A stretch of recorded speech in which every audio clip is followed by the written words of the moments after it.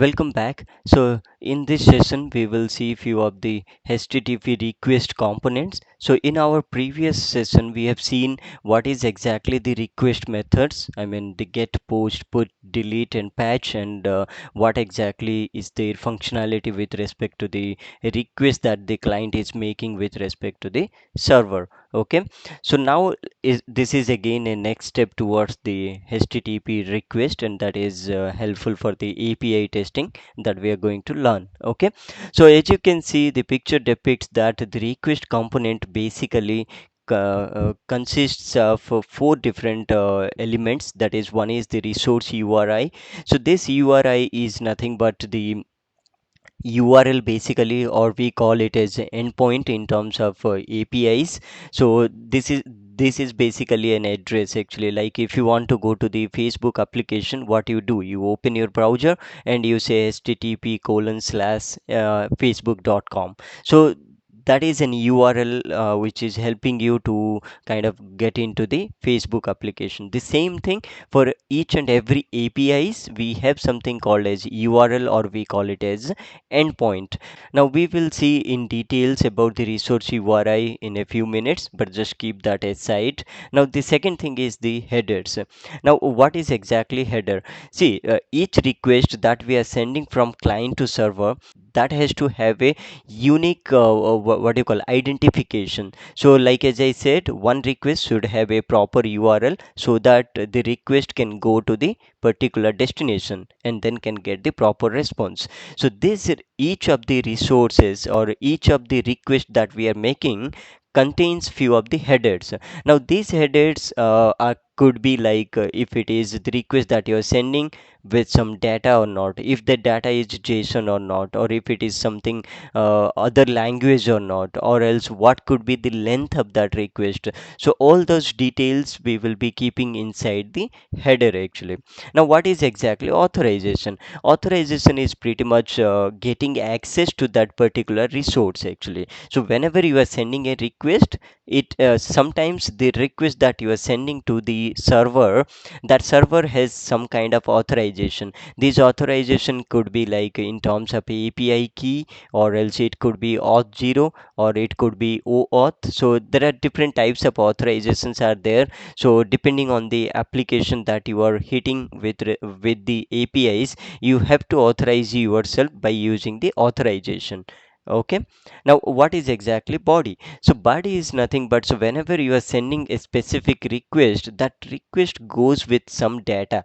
So that data is nothing but kind of a body. The body can be a JSON. So in JSON format you can send the data. Like one quick example I can give, let's say that you are authorizing yourself, and for that you might need a post request to get a key, API key, so that by using that API key you can use some other request. Now to get that API key, you need to do a post call with a body that is nothing but your username and password. Because in the application, browser application, what you do, you go enter your username and password. The same thing for APIs also, that need a kind of login access, and that login you need to provide few of the credentials, that is nothing but your username and password, and that goes as a body. The same thing, like let's say that you want to do a post request, you want to make an entry to your application by using the API. So what you can do, you can use that specific entry, like what and all details required. For an instance, let's say that you want to create a new Facebook profile. Okay, so for that you need to have a Facebook post request, right? Now this post request do need specific what do you call specific data actually, like your name, your age, your location, your hobbies, interest, and all those things, so that we can send by using the body. Okay, we will see into more details of each of the component while we are learning API testing, but for now let's understand the resource URI a bit more detail. Okay, so this resource URL, I made a kind of a pictorial representation of what each of the component. So if you see, the host URL is nothing but the exact application that you are working on. So let's say that you are working on a Facebook API or a Google API, then the host URL will not will be something like google.com or else facebook.com/API something. So that is the host URL, that the host machine that you are going to hit with the API.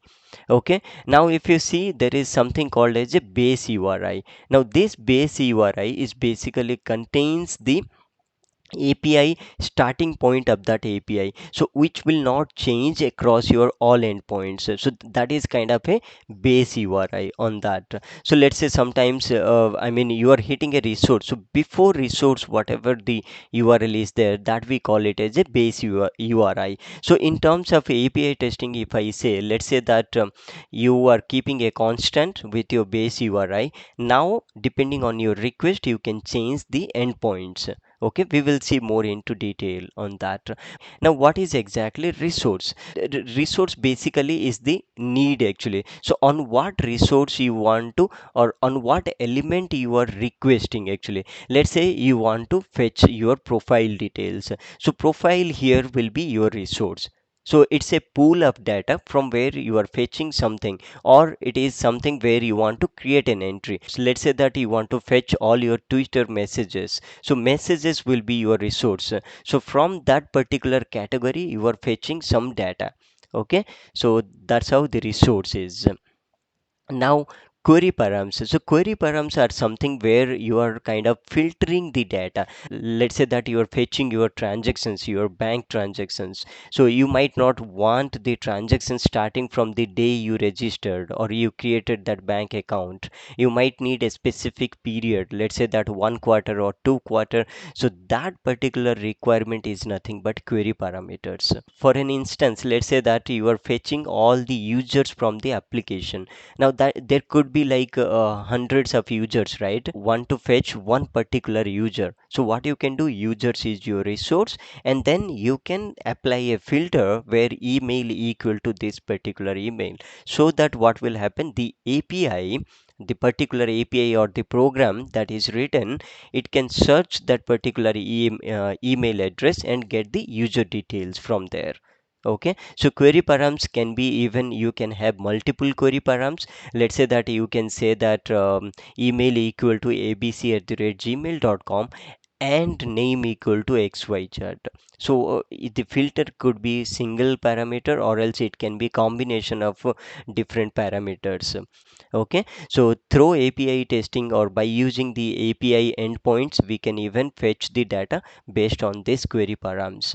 Okay, even I can show you one of the like layout that that is nothing but Postman. So by using Postman, how we can achieve all these things, I can show you. Even I will show you where to enter the resource URI, how the what and all available of authorizations are there in the Postman.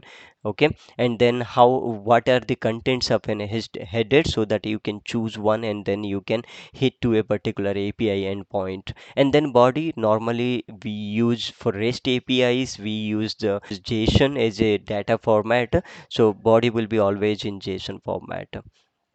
Okay, now URN. Now URN is nothing but that is uniform resource name. So that is basically the exactly the address of your API endpoint except the HTTPS. Okay, and URI is something, the uniform resource identifier, or we call it as a endpoint, API endpoint. So when you are browsing something on the browser, somebody might say you what is the URL that you want to browse. When it is coming into the API stuff, somebody might ask you what is the URI, or else what is the endpoint that you are going to use it. So different naming conventions. Okay, and there is something we have even resource IDs or else parameters. So this is actually query parameter, but if you see, this bottom is nothing but kind of a path parameter. So query parameters are kind of acting as a filter where you can have multiple single what you call filter criterias. Based on that you want to fetch the details. Now these path parameters are something where depending on specific what you call resource, it's a single what you call single filter that you want to apply for a quick instance. Let's say that there are pool of users, but you want to only get a particular user detail. Let's say that you want to get the first resource detail, so you can just pass the parameter of the resource that, so each resource that you have is associated with a particular id. So based on that id you can fetch the details. If you know the id of that api resource, you can use that. If you don't know the id, you can use the query parameter, because this is more readability, right, as you search something.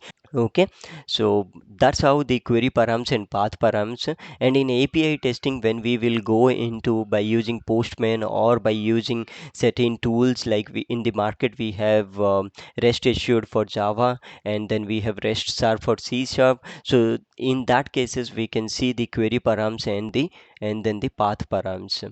Okay.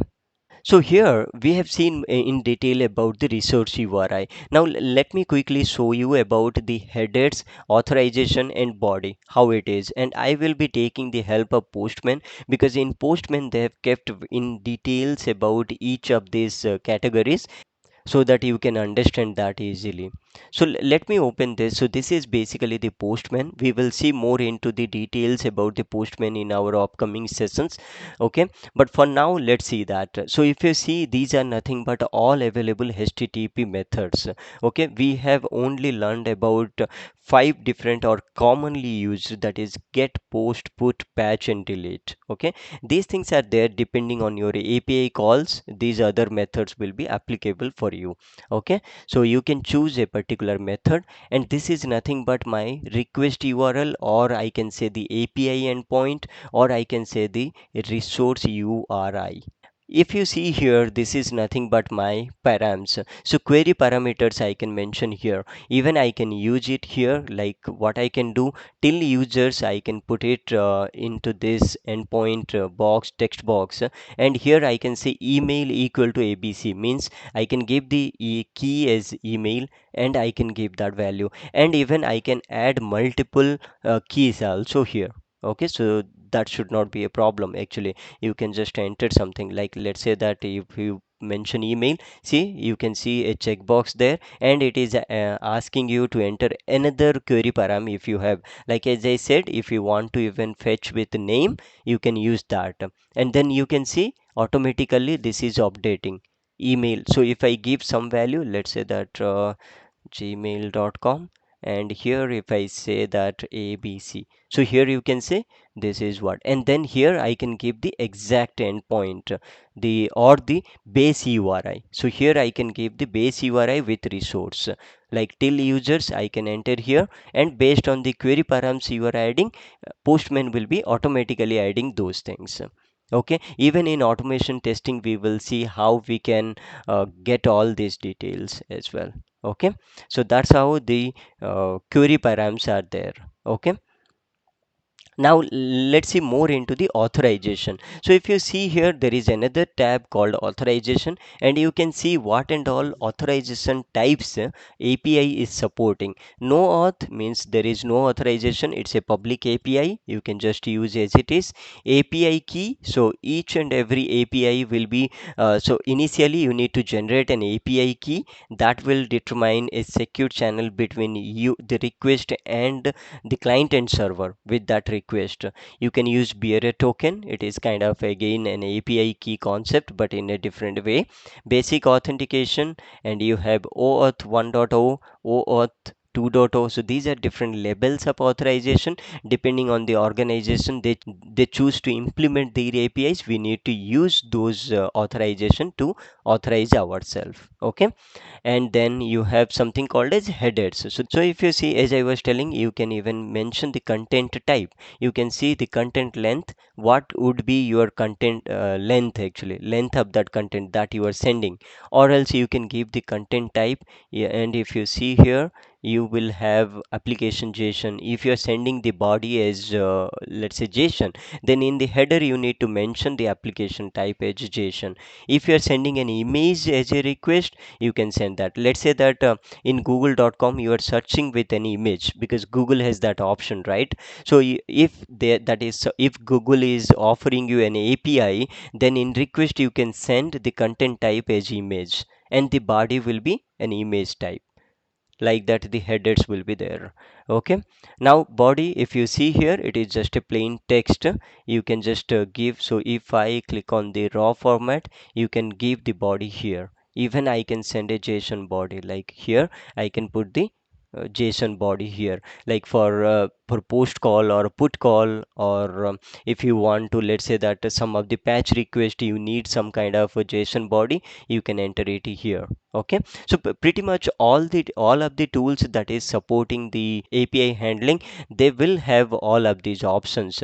Like one tool actually I was exploring is the Catalan Studio. Even Catalan Studio, they have pretty much the same concept, just in a different layout view, but they have like the methods, the endpoint URL, and then you can send the parameters, authorization, header, and body. So these are the main components of basic API request actually. Okay, so pretty much that's all about the request component and the resource URI. Okay, so in our upcoming session, we will see how exactly the status codes are there, HTTP status code, and this is again applicable for your REST API endpoints also. Because when you send a request to the server gives you a response in terms of a few data, and also each data is coming with a status code. So by looking into the status code, you can understand what is the I mean, response. What kind of response is that? Is it succeeded? It is giving some error, or where exactly the error is there? Depending on this, what you call status codes, you can identify whether the API is responding properly or not. Okay, so stay tuned and do subscribe to our YouTube channel if you haven't. Thank you.